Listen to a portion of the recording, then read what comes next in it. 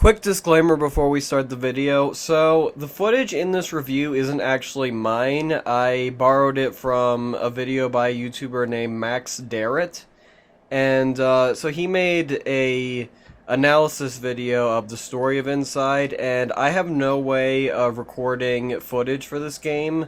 So I took some of the footage from his video and used it as my own and kind of edited it differently, but I still feel like I should definitely give credit to him because it's footage that I assume he recorded, and he's also just a cool YouTuber. I like his videos a lot. So definitely check him out. Check out his Inside story analysis. His last name is spelled Derrat. So yeah, look him up on YouTube, check him out, he's a cool guy, he's a fellow YouTuber and Metal Gear fanatic like me, so yeah, definitely give him a look, and end of the disclaimer.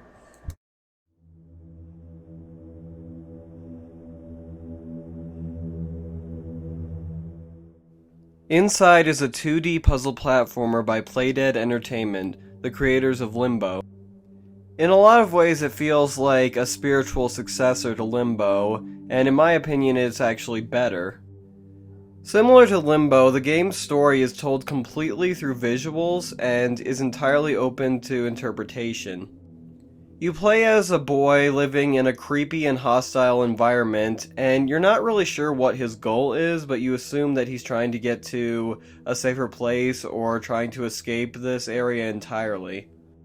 And I won't say much else about the story because I feel like knowing very little about this game really enhances the experience. That's also why the footage you're seeing is only from like the first 10 to 15 minutes of gameplay. But believe me when I say that the story is amazing, especially if you're willing to use your imagination a little bit and maybe look up some analysis on YouTube afterwards. And the presentation for this game is just incredible. The game's art style is beautiful and creepy, and the soundtrack and sound design in general is top-notch. And I really mean that the art direction is beautiful. I think this game looks good today, and it will also look good 20 years from now. The gameplay is very simple. You have a jump button, a grab button, and you use the left stick to move. Throughout most of the game, your objective is to explore, solve puzzles, and not get captured or killed.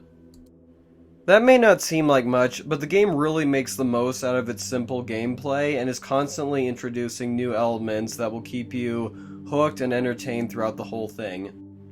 I wish I could go into more detail about the game, but I really believe that the best experience you can have with this game is if you know next to nothing about what happens. In conclusion, Inside is one of the best games I've ever played.